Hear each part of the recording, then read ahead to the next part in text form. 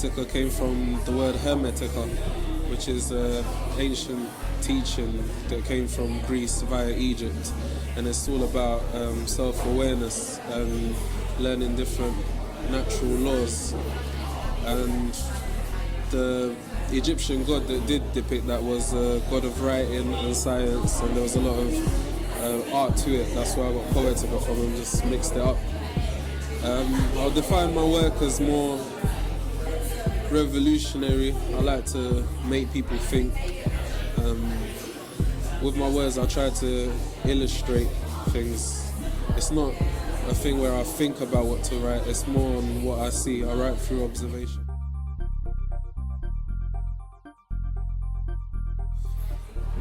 When I think about revolution as in back in the day first, to begin with, a lot of revolutions back in the day, they didn't finish. They started and didn't finish. A revolution won't ever finish, but they started and didn't finish because they knew what to do in terms of the physical side of the revolution, whether it be to fight against an oppression or fight against being oppressed. But then it's after, what you do after, and that's the type of revolution that I concentrate on now.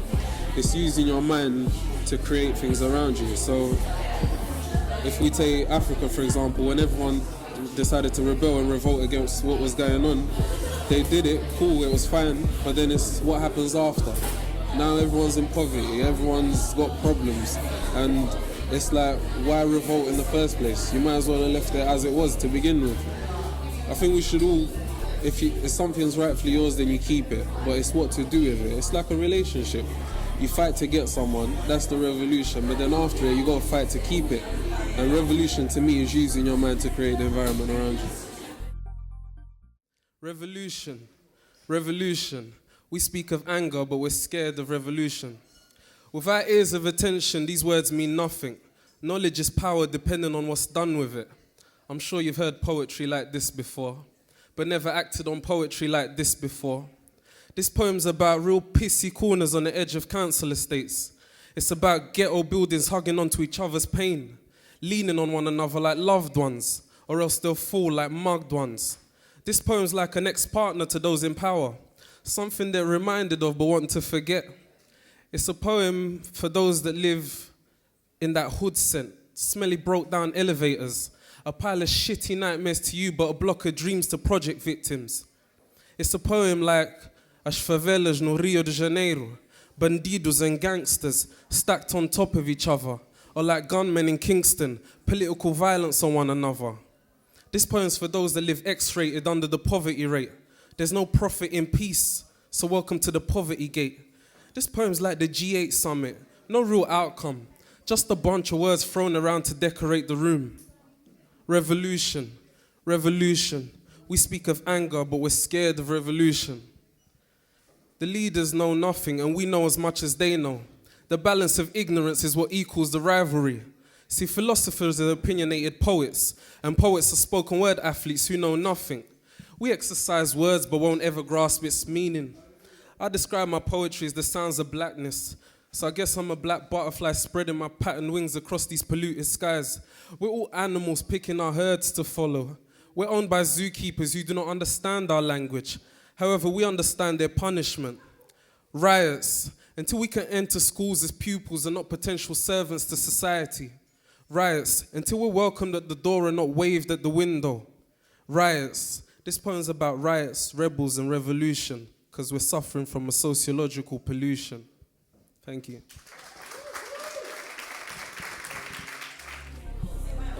Whenever people vote, you need to really ask, what are you voting for? I mean, if I go and vote, it's because I'm going to choose who leads me in society or who leads me in a country. So voting, I don't feel no one should be forced into it. It's only choosing a regime that will govern you. No one will ever agree with it fully. It's not a revolution because it's not for the people. It's for the elite to get like a boost to ego. When I look at the American election and stuff like that, it's like a big game show. It's like, who's gonna win this prize? It doesn't do nothing for the people. Whoever's there, it's like America, I see it as they have a regime, they have a criteria, and whoever goes into power, they can't drift that far away from that regime, that intention and that criteria. If they do, they won't make it that far. And if they don't drift far from it, then they stay in power. It's how long you can stay in power following the rules. And every country has a rule, has a guideline of where they want to be. And I think whoever's put into power has to abide by and follow by that guideline, making few changes. I think if you're choosing for someone to lead you, it's because you can't lead yourself. I feel that we can all lead ourselves through conscious reality and through knowing morals, making that an academic, mandatory academic subject. Morals, principles, stuff like that, not laws and commandments, because laws doesn't teach you rights and wrongs. It just tells you what you can or can't do. The truth is embedded between the cells of your intellect. The higher power you seek lies in the roots of your soul. Yeah. Today's life's like running out of time. Better yet, we're rushing out of time. To the point where clocks are robbed of their hands and we have no more time to give. No. Today's religion's like battling over parental legality. Which judge shall overrule your courtroom? 12 jury members, 12 disciples, it's all the same. Picture faith being put on trial. Blasphemy. The words echo. Are you a man of God? A revolutionary wise man replies, I'm a man of creation and a product of nature. Today's life's like the Sun's newspaper. Each page of news a gossip column. Political debates in poetical dialects. Reporters feed a redundancy of truth. Chief editors seek to be politically correct. A revolutionary wise man has been entertained long enough. He calls on more thinkers. After all, thoughts are the blueprints of our actions. Life is like an emotional child in need, or a child of greed. Peace is like backing vocals, smoothing life's concert. Evolution's like a woman creating all that is beautiful. A wise man uses his mind to create the environment around him. What's your life like? What's your life like? The truth in politics is war against the people. He's my favourite poet. If I could sing, I'd probably be a B-team version of him. I think with Jill Scott Heron, he made knowledge cool. He made wanting to know cool. He made politics cool. He's writing, it really, him and Benjamin Zephaniah, Tupac, these people, they make knowledge cool. Like, it's cool to pick up a book and read it and understand it and use that, not just stick to it, use that and apply it in everyday life. If I was to look at work that I've read before, then that has influenced my writing now, it would be Niccolo Machiavelli, it would be Fourier, a lot of literature in the Harlem Renaissance era, but I like political literature. I mean, Fourier's Civil Disobedience, that did a lot for me. I could write like 20 poems just based on that piece. Machiavelli's The Prince, another one, I could write loads of poems just based on that piece. I like essays. I like reading real heartfelt stuff. No apologies. I like unapologetic work. That's why I don't need money and I don't need friends. I need soldiers, not in fatigues, but in suits. Those that are not afraid to shoot anything but their mouths off. It's a clever disguise to entice victory. If you learn nothing from me, then learn from history. I ask, since when do rebels need authorization? What is an illegal demonstration? A protest with permissions, not a protest at all. It's a covenant between the governors and the governed, the trusted and the trustees, on the floor pleading to the above of cut knees. Do I trust you? No. Trust is a contract broken at the right price. Promise is an agreement broken at the right price. And the price of living will rise. And it'll keep on rising in order to keep you lowered. It's cheaper to have you thinking backwards than to allow you to move forward. We cannot all be rich. This is the art of consumer intelligence. The people are evolution, a government's just a traditional habit. Past generations speak of past times, past conforming and past grinds. You have the internet, they had their brains. You have Twitter, they follow their hearts. But I guess failure to evolve with present times leaves one with past mistakes. But the past is where we look not to make present fuck-ups.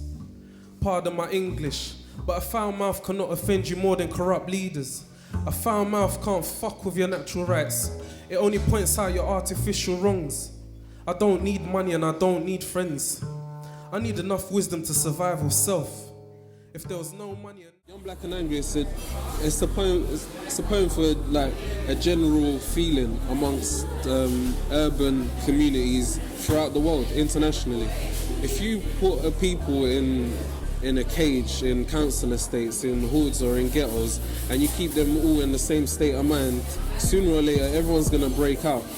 When the riots did happen, they were questioning young kids that didn't know how to portray their feelings across. So then what they said, they hung on to that as to why they rebelled or why they revolted or looted. So Young Black and Angry, it really describes why a people would go against a government, or I also try to illustrate problems that we go through in urban areas and in black communities as well. So it's not in terms of me being young, black and angry, but it's collectively around the world, young, black and angry. For a lot of kids can identify with it, a lot of youth can identify with it. And in terms of hope, I don't think we need hope, we just need a platform. Youth need platform, they need opportunities, and many areas are not built for opportunities. They might see it, they might find it, but out of thousands of kids, only one will see an opportunity to get somewhere. There's so much peer pressure, there's so much do's and don'ts, but kids just need a platform. Pressures of the black colour. I'm a victim of the stereotypes while sitting in this earth cell. My roots are rotting away. How do I plead? I plead insane. Father figures were stolen, forced divorces. We all came from broken homes. Bastards, little angry rascals. Young boys fell to be men raised by raped women. Again and again the cycle does not end. And so the outcome was inevitable. Young, black and angry. Welcome the escalation of a deplorable culture. We're raised amongst strangers speaking in foreign tongues. We dream in distant languages, the same songs are sung. Money, hoes and clothes, is this all a brother knows? Nah, that's us thinking outside of our nature. Our ancestors, is this what they asked for? We'll trade in our roots for westernized passports. The end is so near because the beginning is so lost. The beginning is so lost because the end is so near at the cost of slaves. Check the transition. We went from tribes to gang culture, village gatherings to neighborhood shootings. We came from respecting our elders to murdering our youths. Sisters converted to bitches, brothers settled for niggas. We derived from spirituality and now we follow religion. Pardon the controversy, I'm just young, black and angry. I close my eyes, I still see ships, I still feel pain, I still see shackles and I still see chains. Can you see it? Can you decipher the game? Slavery's legalized at the accord of mental slaves. Oh yes, massa, I still see rappers but I see no Malcolm. I still see Africa but I see no leaders. None, just house slaves. No more Kunta Kintes. They're cultural imposters with lost identities, caught up in this modern whirlwind. I'm just young, black and angry. Cause we're raised with public disorder whilst criminal orders are being laid down. We can't cross postcodes without the fear of being shot down. I hear plea of equality coming from ethnic minorities. Nevertheless, they still ignore us. My tongue holds no lie, my culture's feeding statistics other races are put before us.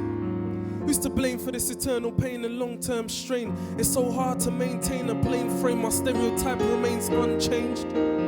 So what's the solution to this confusion? Is peace a myth, a phony, a fake illusion? Complaints only become intrusion without positive contribution. We live in broken laws and lying jaws. You always want what's not yours.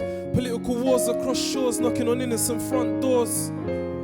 Follow me back to Egypt.